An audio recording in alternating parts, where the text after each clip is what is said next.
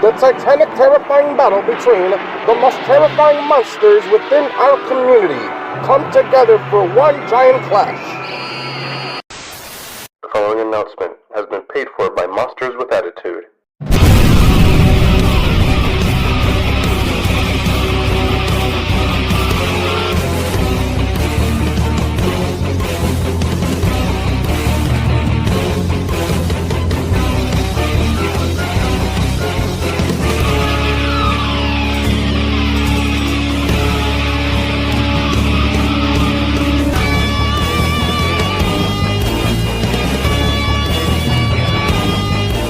We are your podcast's favorite podcast, living off of one phrase, 3 words. Embrace the attitude. Hey, what's going on, you guys? Y'all already know it's your boy Jordan, the Don Adorno. And if you did not know, it will be just us two deep diving into the latest analysis episode of MWE Reacts to Season 2 of Monarch Legacy of Monsters. And the episode we're going to be deep diving into is none other than episode 9, Ends of the Earth. So before, really quick, I'm just going to swap my brother over here on this side. And I'm just going to give him just the overall floor so that I can introduce him to each and every single one of you guys. What is going on, Adrian? How you doing, my brother? What's up, Jordan? What's up, Kaiju family? This episode is bittersweet in a sense. We got one more episode left into the season finale, and this episode was interesting, to say the least. But we'll get into all that in just a second, guys. But hope everyone's having a great day. Looking forward to talking about this, Jordan. Nah, dude, same here. And obviously to anyone that is currently chiming into this, despite it just being me and Adrian, I would like to make things a little bit more fun and a little bit more engaging with you guys. And that would be to just, whatever questions I have for this specific episode analysis, I would like for you guys to even answer it yourselves and just leave it down in the comments so that we can acknowledge each and every single one of you guys' opinions. And I will say, although this is the second time we're going live doing an episode analysis for Monarch Season 2, it's safe to say that for anyone that has been chiming into our previous episode analysis videos, which if you guys are not aware of, you guys will go ahead and click the description down below to check out our previous episode deep dives of Season 2 of Monarch Legacy of Monsters. We have strong opinions on this season. And to know that we are just one episode away, it's just like, for me personally, I'm just ready to get this over with at this point.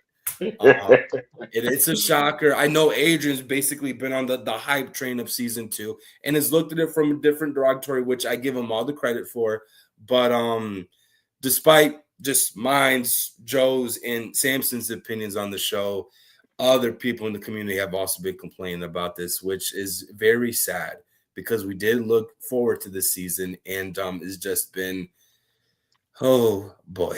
So I'll leave it at that. But before we go through the slides that I created for this episode analysis, I would just like to engage with our audience that we have currently live. What is going on, Frank? How you doing, my brother? And of course, I was hoping that the plant monster was going to eat me, but I guess it doesn't like Jesus. You know what? We are going to have to continue to do this. I remember Joe brought this up. We're going to have to proofread these before we pop these. Oh my god. Oh man. Yeah, you know what, Nathaniel? Good luck on yours and Bianca's child. Listen, I wish nothing but future endeavors for the both of you guys. And of course, you got to acknowledge my boy Alex. What is going on, bro? Hope all is well. Alex, I noticed you sent me a voice message. I will look at that momentarily as soon as we get off of here. Oscar, what's going on, bro? Too sweet to Yep. you. And that is it for now.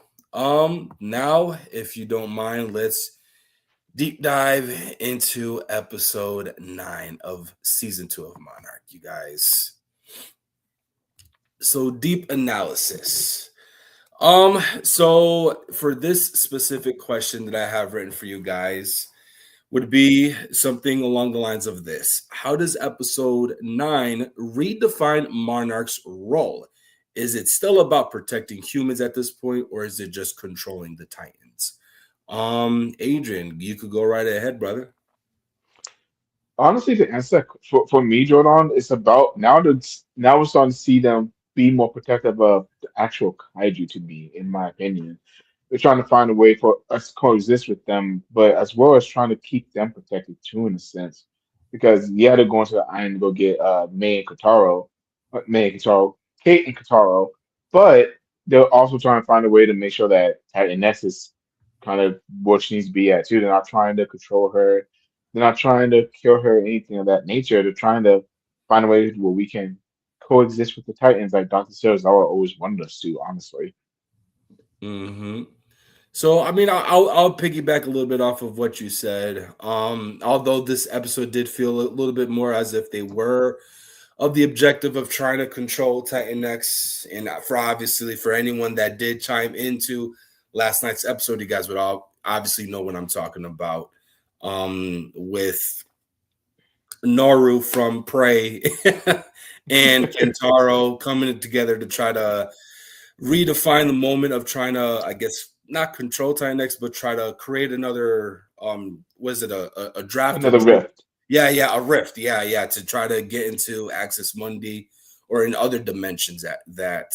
But we will definitely deep dive into that a little bit more as we continue on with the show. But to stick to this topic, yeah, I mean, despite last night's episode, there have obviously been hints at trying to figure out the next agenda on the Titan X train. And now that we have this new secret organization that is anti-Monarch and anti-Apex, it seems like they are obviously in control of that. And we're definitely going to be looking into that a lot more during the season finale. It's crazy because it's just like our exposure or knowledge at this point regarding Monarch's mindset with protecting humanity, and also not just humanity, but also the Titans. It's this season just, in my opinion, hasn't been consistent with that. So, I mean, again, dude, I've already talked to you about this, Adrian. I personally feel like if they were to continue a season 3, I don't think that would be something I would sit down and watch. And if anything, because of the critics, or at least the fans, the audience's perspectives and responses to this season, I don't see that coming to fruition anytime soon. Now, really quick, I do appreciate you answering that question for me, bro. But I would also like to acknowledge Frank's response to that question. I feel like Monarch has no leadership and is more bipolar than Mick Foley.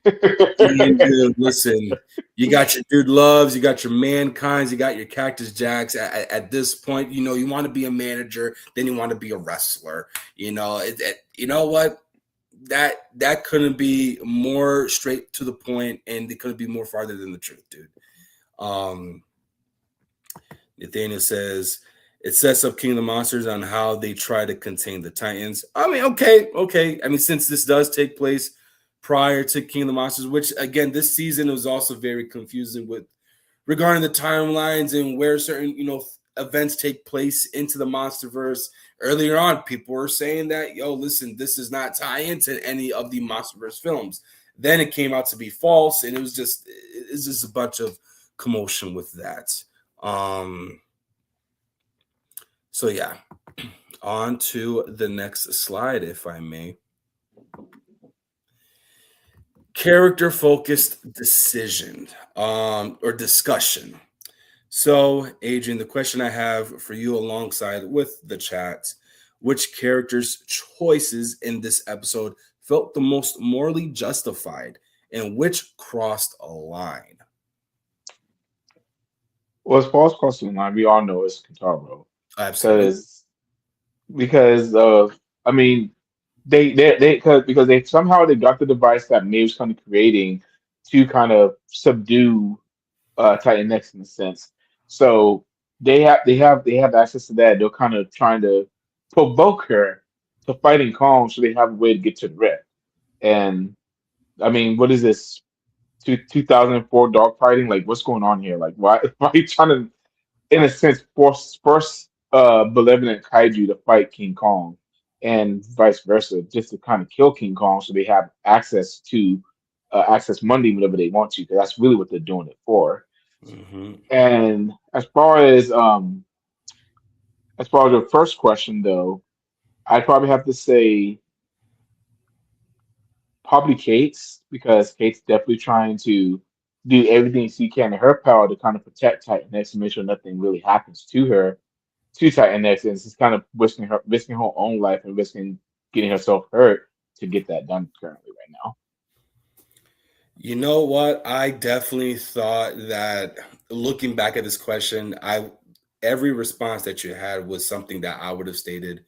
But I like to switch it up to make it feel a little bit more animated, a little bit more suitable for those that have been chiming into this season and have only asked for one thing, and that's been their biggest complaint, and it's the lack of monster action.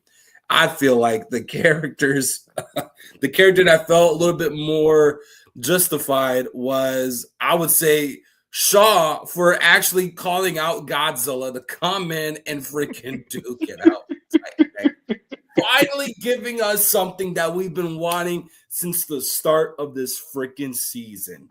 Um, Obviously, that's just from the humor side of things, just to try to, light people's mood a little bit. But it's definitely Kate's, trying to get her to try to, grab her brother to snap him back into reality, to try to do what is right and to stick with the goal. But of course, with the passing of Hiroshi, that's not going to get across the point of Kentaro's mind at all. Mm-mm. With obviously, again, him aligning with this whole new alliance and stuff like that, and being able to have Titan X pull up to Skull Island to then create something that maybe they're not even ready for is definitely trifling. He definitely crossed the line with that. And yeah, if anyone in the chat wants to chime into responding to that question, by all means, go right ahead. Now, another thing that I would like to add onto this, obviously quoted towards the end of the episode, where he and Kate are the last two seen in the entire freaking episode. Kentaro stated, maybe dad doesn't have to die. Maybe we could save him. Now, it is obvious that it did feel like Kentaro's actions trying to join this whole new organization definitely feel like there's going to be like a double crossing, or like I'm a pat your back as long as I don't know how the saying goes, or it's just like don't bite the hand that feeds you or whatever. I don't know, just Yeah. got what I'm saying. But his intentions definitely felt like it was something more so of like so that he can get some type of beneficial factor out of it. And Of course. do you think that they would be able to accomplish saving their dad if they were to able to go back in time and get him back into just this current state of what the world is in? Adrian, what do you think? So it's funny. It's funny that you mentioned that. When I did hear them say that in the episode yesterday, I forgot what show it was, but I know a few shows back, right after Hiroshi's death, we kind of played with that idea after we saw that Lee was able to talk to himself in the past. Hmm. And from the rules of time travel in this show, they very well could save him. I don't know exactly how that would work as far as life and death goes, but it could definitely have an effect to the present if they were to go back to the past and kind of save him from getting murdered by Titan X in a sense. So I'm very curious on exactly how that's going to work in this last episode, or they're going to have the opportunity to be able to do it. Now, do you think that would kind of be something that would be worthy for this season? Like that was a huge part that played out in this entire season. If anything, just the entire show. since, as mentioned in previous episode analysis videos, Hiroshi was the main focal point of all of season one, trying to be able to, find out where he was at, what his motives were, and just to also get a better understanding of, dude, besides you trying to find Godzilla and do all these other extra stuff, what is going on regarding our personal lives? You know what I'm saying?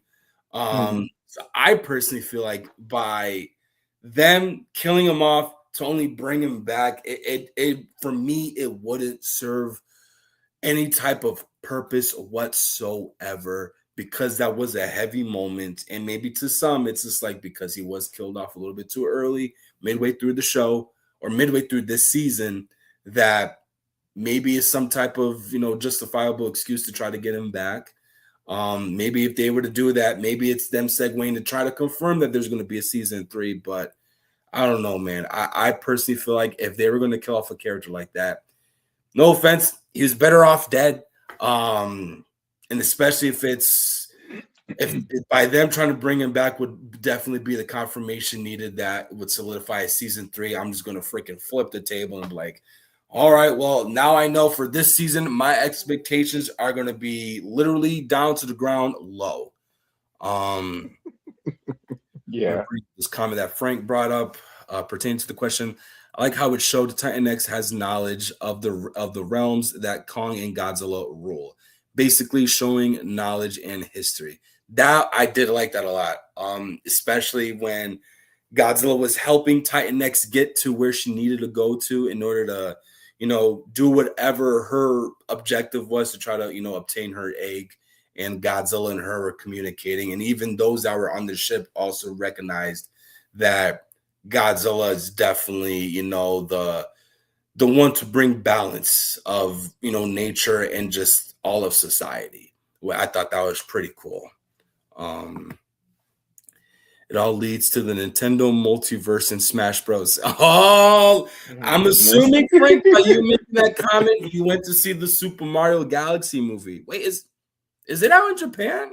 Let me know, because I went to see the movie and I had a pretty stellar time. That there was only one complaint I had for it. It was that it was too short. But let me see. They could go back in time and rewrite season 2 of Monarch. Listen, if they could do that, oh boy, Oh we'd be my looking at god. a whole different episode analysis of season 2. I'll tell you that much, Nate. I'll tell you that much, bro. All righty. Well, thank you guys for engaging in that question. Now let's jump onto the next category here, which is big picture lore. Since we were talking about the Titans and, just the drifts and all the other mumbo jumbo stuff, the question I have for the big picture lore is, what new information about the Titans or Hollow Earth shifts our understanding of the Monsterverse going forward?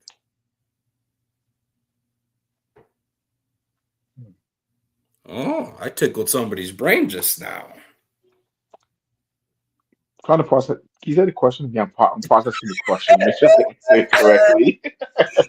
Oh man, I finally got him, you guys. Woo!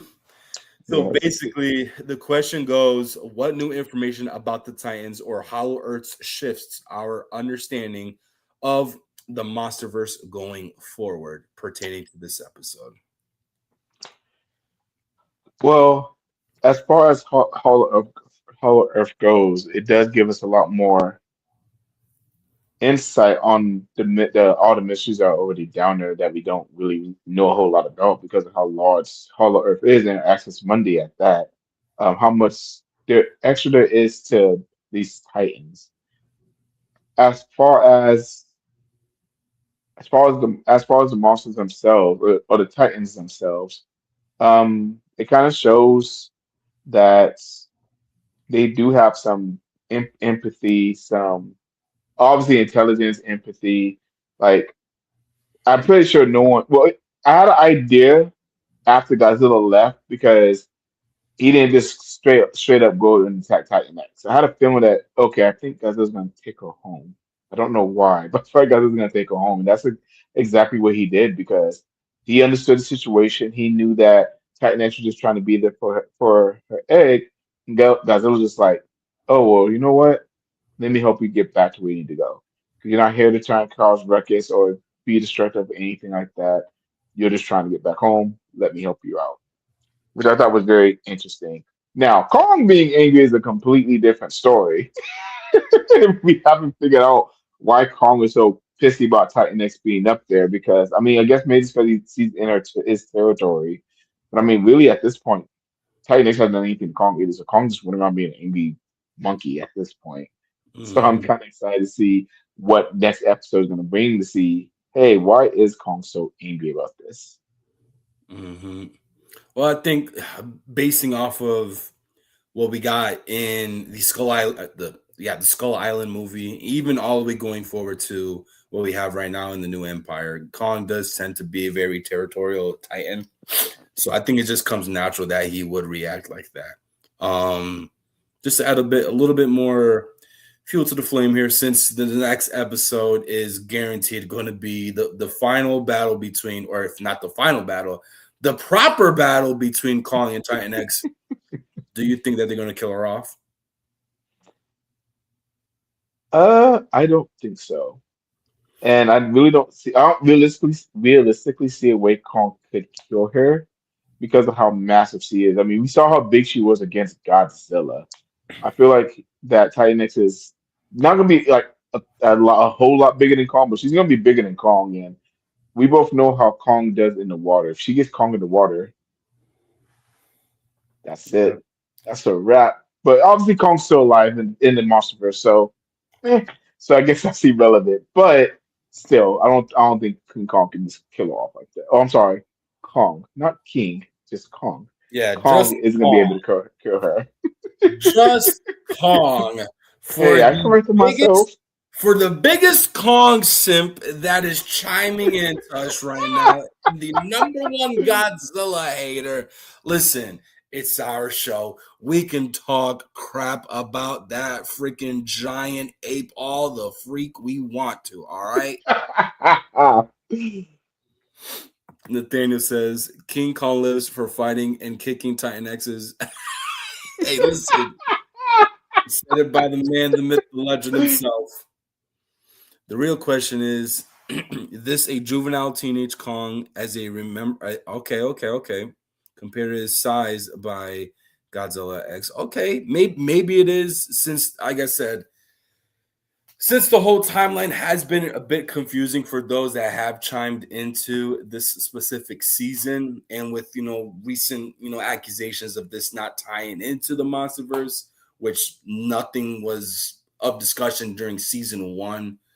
So maybe, but you definitely see the difference between how Kong looks now to what he did back in the Skull Island movie that took place in the 70s. So maybe this is him, like, obviously slowly, gradually growing into what we have right now. But yeah, as for killing off Titan X, I feel like in this season, Titan X has left us with more unanswered questions than the entire show has done it to us, as a whole. So I think by them killing her off would definitely be a missed opportunity to try to branch out and to, permanently have in place another existing Titan that would coexist in the world where Godzilla and Kong are predominantly known to be as the top guys in the MonsterVerse. Um, let me see. Draco says Kong versus Tynex is the closest thing to getting Kong versus Biollante in a way. I mean, listen, Yeah, Tynex has been one of the monsters that have been compared to other previous existing kaiju. So sure has. I'd say one thing. I know one person that I would not like to see that fight, and that is the man that was just down talking to us because we were talking something positive about the big G. All right. Outside of all that, real quick, I just want to thank everyone once again for engaging in these questions. Definitely makes the show feel a little bit more full in a sense. Hmm. I cannot wait, dude, for next week so we could just wrap this whole series up, bro, because oh my God, has this show dragged? Really quick before I go, we my gotta acknowledge Mr. Chambers' comment. I mean, Kong is king of Skull Island, but I guess we're gonna conveniently forget about that, like the children that you are. You know what? Until they acknowledge him as King Kong in the Monsterverse, they don't even need to do that for me to not stick to just calling him Kong, because I'm just gonna stick to always calling him Kong. All right. Hey, dude, you're right. But for the sake of the channel, I'm going to do it. And I'm going to rock that boat. All right. Oh, goodness. All right. Next question I have for you guys revolves around this specific topic, being debate and engagement. Did this episode make you trust Monarch more or less? And why?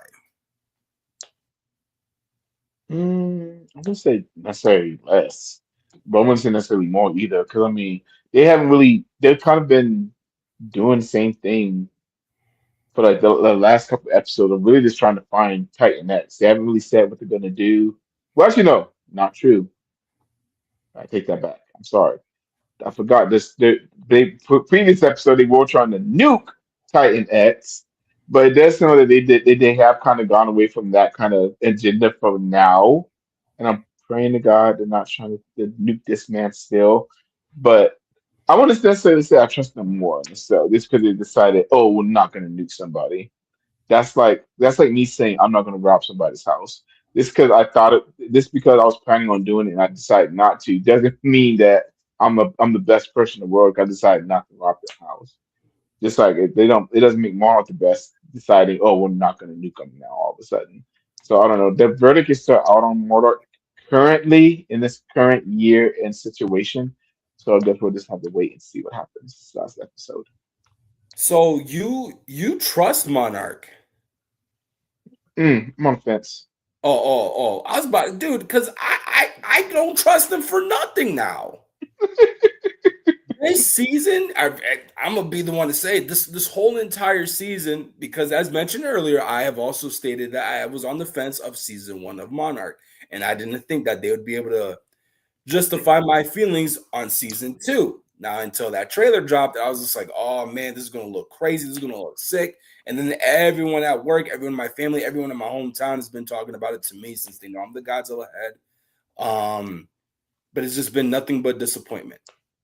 And again, this also builds up to just the hype that I originally had when this was announced that Monarch was going to be having its own show. That I'm like, okay, we're really going to be getting the lore that would definitely help branch out into the world building of the Monsterverse, especially for such a secret organization that is Monarch.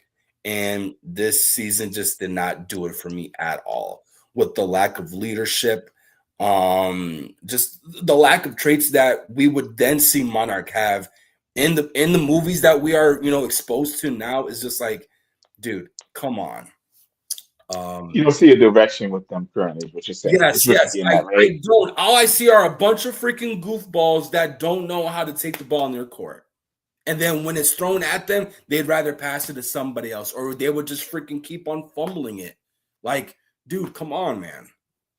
But to be fair, if you think about it, they basically lost their leader the first episode of the show, Jordan, as well as it's only been what 3 or 4 days for these through these 9 episodes, these events have happened. How you can't really change, you can't have that sudden shift in leadership that quickly, and for things that continue to be on the up and up. Like there going to be that transitional period. So Marcus do a little bit of grace only because of that factor. But I get where you're coming from, but no one really knows what they want to do, and they haven't really found out how to handle most situations. So I get where you're coming from with that. But at the same time, we should give them a little bit of grace since they did basically lose their leader when she got stepped in the first episode. Well, my thing is, since season 1, or not even at the start of season 2, they made it seem like as if Tim was this new face that's running the freaking company, or at least the branch that is what we are being exposed to right now with Monarch. So I'm like, with that being said, Now, granted, even in season one, this guy did seem to be like more of like the comedic relief. Didn't seem like the guy that was suitable or fittable for the job at hand. But when season Yeah. two came, there were definitely traits and moments that we did admit that was just like, oh, okay, Tim, you got this. You know what? I'm gonna dap you up. I'm gonna acknowledge that. You know what I'm saying? You put your big boy pants on, but then that was very short lived. And I'm like, dude, come on, man. Mhm. Like, even with the other characters that they have brought in to take control of the headquarters or whatever the task would be at hand per episode, again, it was all short lived. I don't know, bro. All I'm saying is there is no one that had aura like that of Dr. Shirazawa when he was introduced in 2014 up until 2019. Um, Mhm. just those characters, they don't hit the way how they do anymore for the Monsterverse. And we have brought that up too. You know, the main human protagonists of the Monsterverse have definitely been slacking since their first three movies, or even at their Yeah. third movie, that people are drawing questions as to why did we receive this, this specific cast. And then the good characters that we had, they killed them off, such as that of, Dr. Shirazawa. But really quick before we hop on to the next question, I would like to acknowledge everyone else's response to the question. Frank goes, this season makes me put more faith in the Department of Forest Management than Monarch. Oh my God. Then Draco goes, did you hear about the reveal that will break the internet? If you have, what do you think it will be? I don't know what you're talking about. I don't Neither know if do you know what I. he's talking about. Oh, so he just answered my question. So yeah, if you can clarify that to us a little bit more, that'd be very much appreciated, bud. Yes, he goes, I have more faith in the following Family Mart restocking egg sandwiches, G-Fest drama, X Plus releasing old sports. Oh boy, Oh my God. we're dipping into some hot flame right now. Monarch is a rotating door that will fall off the hinges. Hey, listen, maybe. I mean, but this is a show that takes place before certain events of the MonsterVerse films. So, I mean, We'll see. we did see a little bit of that in the New Empire, where they were not how they were presented to us early on when we were revealed the MonsterVerse initially. But I don't know. We'll see. I don't know who to trust. Everyone is shady, and what do people think pushing the red button will do? All it will do is give them a power boost. Hey, listen. Facts. Facts. You said that perfectly because that's the same thing I thought too. I was like, y'all gonna nuke them? Like, y'all not learn y'all lesson with the Mutos or with Godzilla himself? What are y'all? Why are y'all nuking this man? Stop! Stop with the nukes! Stop! For the love of God! You think that they learn? They obviously didn't learn from. Let's move on. Yeah.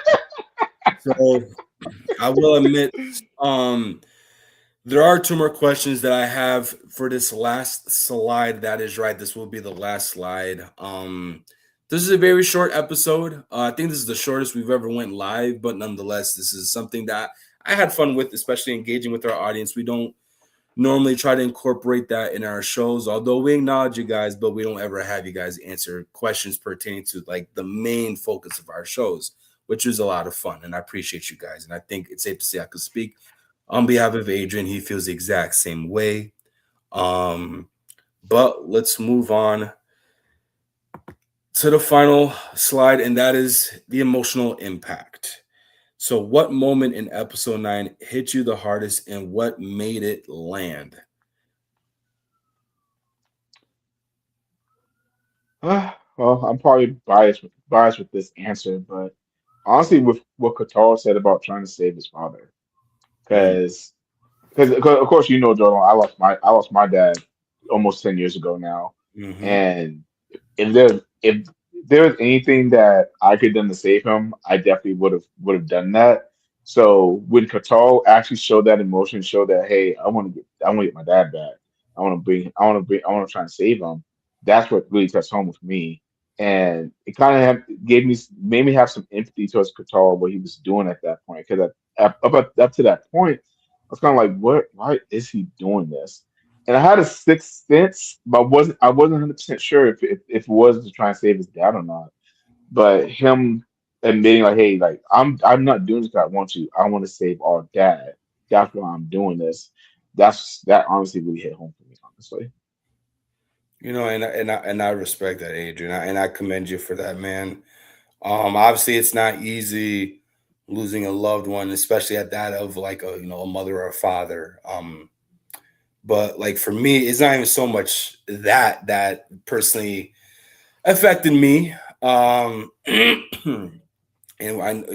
just to tag along with you, talking about something that's near and dear and personal to me. The thing that messed me up a little bit was them trying to captivate Titan X into whatever personal selfish needs that these guys want to have, just to Yeah, dingle her up above anyone's head to try to accomplish their end game. Especially when all she's trying to do is just grab her egg and get go up. back home.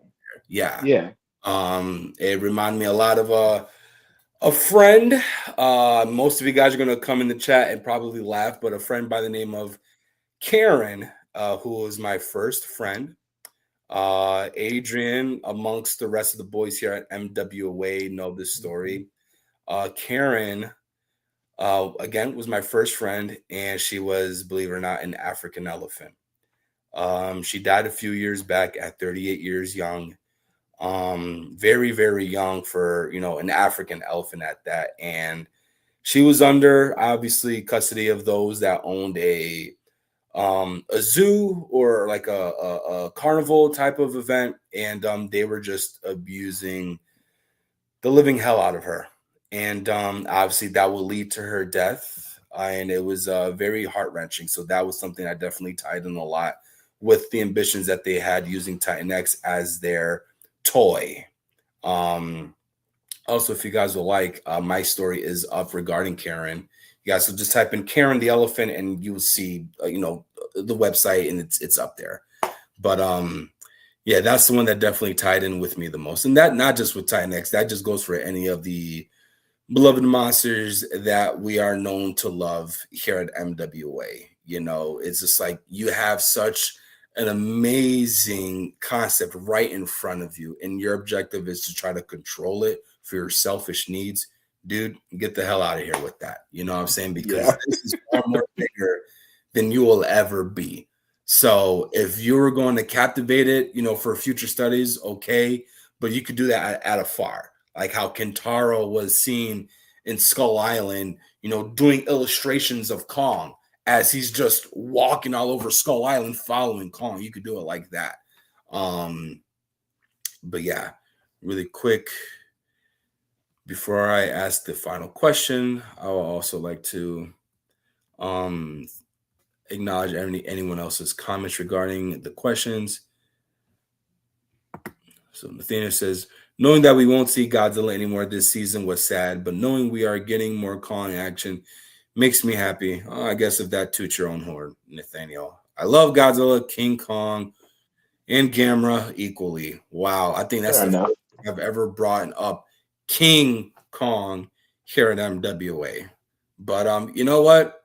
That's at the end of the day, that's one of the biggest complaints I've had was the lack of monster action, or just the lack of acknowledging the monsters and incorporating them into certain scenes that would make this season feel a little bit more at ease for us kaiju fans.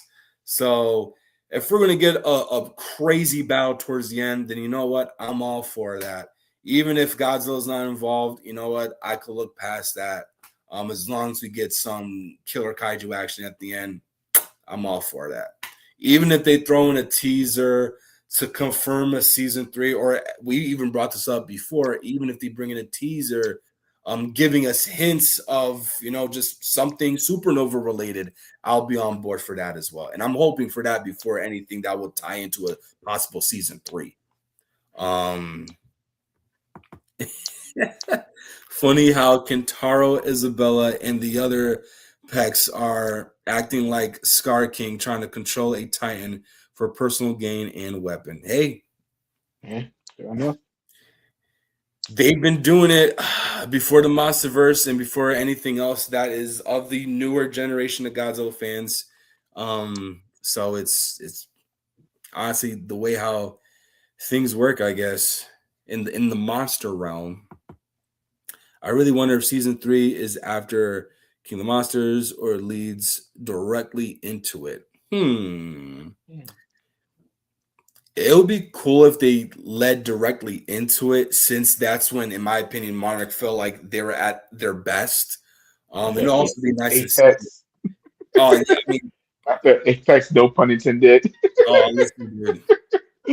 If I would really like to see if they do try to incorporate that a little bit more. And then we'll also get to see, a little bit more behind the scenes of possibly them, constructing the ideas of that of a Mecha Godzilla. I know that's something that we've talked about throughout the entire season, but there've been little to no hints at that, in my opinion. Shockingly. Yeah, but we're not the ones writing this. So God forbid if we were, maybe this season would have a different outlook in amongst the community. But what the hell do I know? I'm not a writer. I'm not a director. I'm just a diehard fan that knows what I'm trying to chime into regarding anything giant monster related. Draco brings up, I'm still mad at Kintaro, but to a degree, I understand because I lost my mom and dad and my uncle Ray a matter of 3 years. I'm so sorry, bud. So I understand that, but that doesn't mean anyone has the right to hurt an animal. Absolutely, dude. Absolutely not. Let me see. Nathaniel goes, I want season 3 after Supernova. No more prequel stuff, all new stuff. Hey, listen, if it's meant to add a little bit more fuel, a little bit more kaiju need to our cereal bowl, then, I mean, I'm down for that. But again, I would also not be upset if this is just the last that we see of this show, just because this season has definitely been, oh my goodness, a huge brain bleed, in my opinion. So dramatic.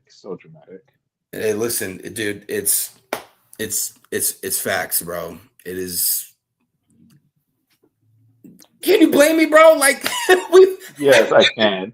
I've been basically saying it since day freaking one, dude. Basically since I've been jumping on board of these episodes, and I'm like, come on, man. Like, although this episode did feel a little bit like if every other episode, and mind you, we didn't have a lot of kaiju action, but they were involved a lot in this episode. If every other previous episode was like that, revolving around Titan X, since she is the poster girl of this season, then I would have had a different outlook of it. But every shot that we had of her, it was either her doing nothing or it would be towards the beginning of the episode, and that would be it. Like, dude, you're cutting off what could be amazing moments to not only help develop the character that is Titan X, but to also gravitate toward your diehard audience that's chiming in, hoping to get a better episode than the previous. Like, yeah. All right. So the last question I have, this is just something I cooked up. Is Monarch, and I'm probably already going to assume that we're all on the same boat, and I'm pretty sure that I think I know what Adrian's response is going to be regarding this question, but is Monarch actually the hero of this story anymore, or has it quietly become the villain? I mean, I want to say Monarch is the villain necessarily. I mean, we know who the villain is. This Isabel's freaking third party, no funding corporation with this bunch of guys who believe in her vision.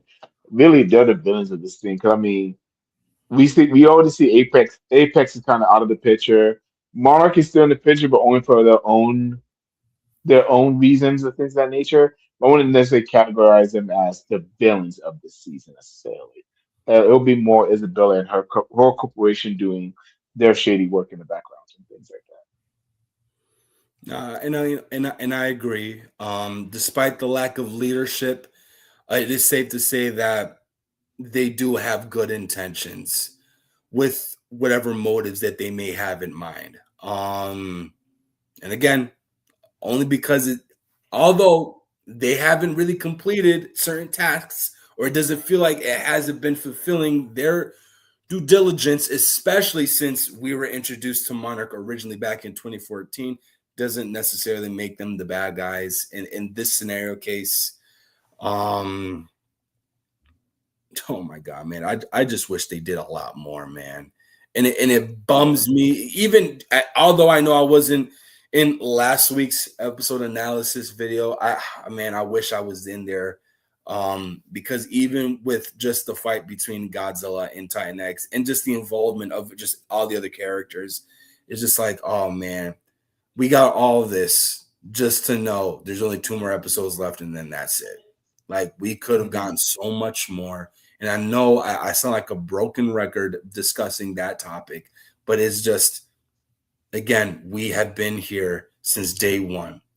And if your guys' concept, and I just want to bring this up, Nathaniel brought it up, and this is basically how I feel about it. If you like soap shows, you will love Monarch season 2. In other words, soap operas. For anyone that's like, soap shows, what is he talking about?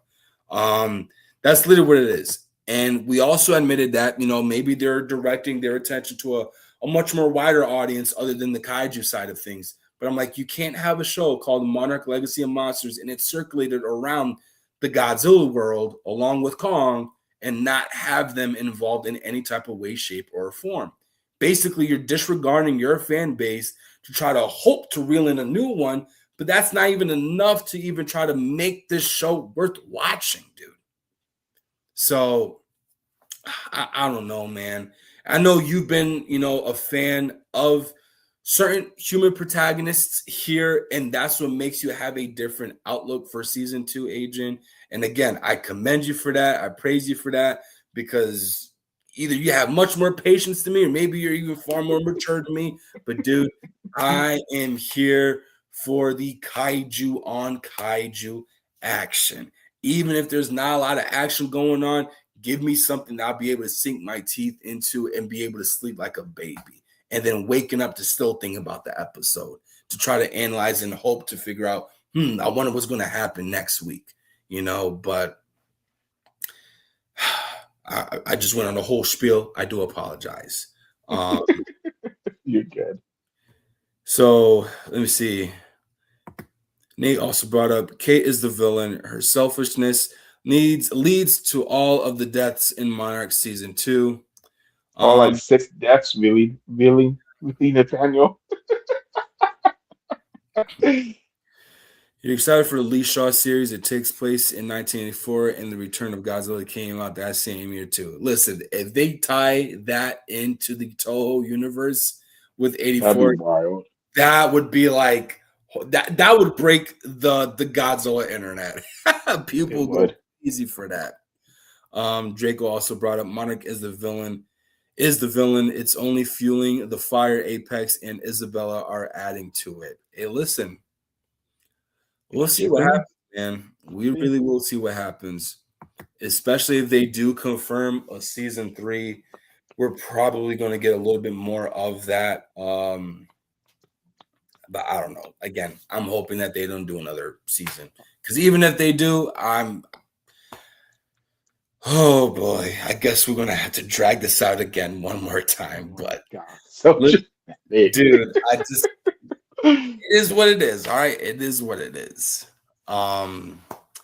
But truth be told, that will wrap up tonight's episode analysis of Monarch Legacy of Monsters Season 2, Episode 9, Ends of the Earth. Thank you, each and every single one of you guys, for chiming in. And thank you, Adrian, for being able to make it tonight. I know it's Friday. Most people are off Saturday and Sunday. Unfortunately for your boy, Friday is my Monday. So, it's the start of what's already looking to be a very rough week at the hospital. But nonetheless, I like doing these things with you guys, and especially engaging with our audience, engaging with my boys that I got just a few months left to see in person. Yay, at G-Fest. Which, if you guys did not know, yes, we will be at G-Fest. So anyone that is chiming in, or if you guys are going to be pulling up for your first year, come and just chop it up with us. You know what I'm saying? Yes, we love pull up on us. Yes, we love engaging with our people. And Yeah, just stick But around. announce yourself. But Yes. announce yourself, because me and Jordan will swing on someone that's running up on us. Yeah. I mean, Frank, I am familiar with how you look, brother. So, like, if I see you, you come up to me, bro, I'm gonna embrace you with a big old bear hug. So you will be acknowledged in that way. And pretty sure I'm speaking on behalf of everyone else too. Yeah, Alex, for sure. dude, I've been bragging you all year. I can't wait to see you again, bro. I had so much fun with you at that Ultraman panel. Oh man, even just as time progressed in this entire year, I can't wait to see you, man. Nathaniel, I think you admitted that you were going to be at G Fest, but we would hope to see you in the near future. Maybe at G Fest, Absolutely. maybe at Kaiju Brooklyn or whatever, dude. You know what? We love engaging with our people. Um, Absolutely. And we can't wait to meet you. For whoever we haven't met, we can't wait to meet you in person. For sure. yes, for sure. Now, before we wrap things up, of course, I would just have to acknowledge this Sunday's show will be dedicating the 30-year anniversary of a show that I am a huge fan of, and that majority of us of MWA are also huge fans of, and that is Beast Wars Transformers. That show will be taking place on Sunday at 5:30 Central, 6:30 Eastern, 4:30 I'm assuming Mountain Time and 3:30 Pacific Time. So by all means, go ahead, chime into that. And also, if you guys are curious as to what the giveaway items are, these are stuff that I thought would fit the realm of us kaiju collectors. And I also feel like they stood out the most. And it all pertains to that of Beast Wars. Here we have Transmetals 2 Megatron, and then we also have Big Convoy, which is one of the anime adaptations of the Beast Wars franchise. And then alongside with that will be one of my original art pieces that I made from eons back, an original print of Godzilla drawn in a style that I felt looked a little bit retro, with Big Convoy and Leo Convoy, yet again, the anime adaptation main protagonists of Beast Wars. So, again, please chime into that this coming Sunday. That'd be very much appreciated. But also, besides just doing all that, of course, we can't go without acknowledging all of our other socials that we have here at MWA. Now, despite socials, we also have a GoFundMe page for our beloved friend and that of Marcellus Winters. So if you guys chime into our link tree down below in the description of this video, you guys will be able to donate and just support the cause. We absolutely love Marcellus, and I can't wait to see him later in May and see him again in July. I'm just going to give him a big old bear hug because this man definitely needs it, all right? Him and his family unfortunately suffered a very unfortunate and very scary house fire. And throughout the process of that, they also lost their dog, which was something that obviously we are animal lovers. We own pets of our own, so we couldn't imagine the just the unfortunate event that had happened during that day. So you guys can go ahead and check that out alongside with all of our other socials. Follow us. We do a bunch of stuff. We do TikTok, Instagram, X, Twitch, you name it, we have it. All right. And also quoted by a man that is pretty embracive here at MWA, and rightfully so. And he is none other than Captain Gordon. Don't be a hoe. Share the freaking show. All right. I'm pretty sure if you don't, this man's going to come knocking on your door and he's going to beat you the way he beat Godzilla in 2004's Godzilla Final Wars. All right. Or maybe how he beat the Exilians. I don't know. But that man's going to put paws on you. All right. So make sure to share the show. But to close things off, here at Monsters with Attitude, we live off of one phrase, 3 words: embrace the attitude. The attitude. Good night, everyone.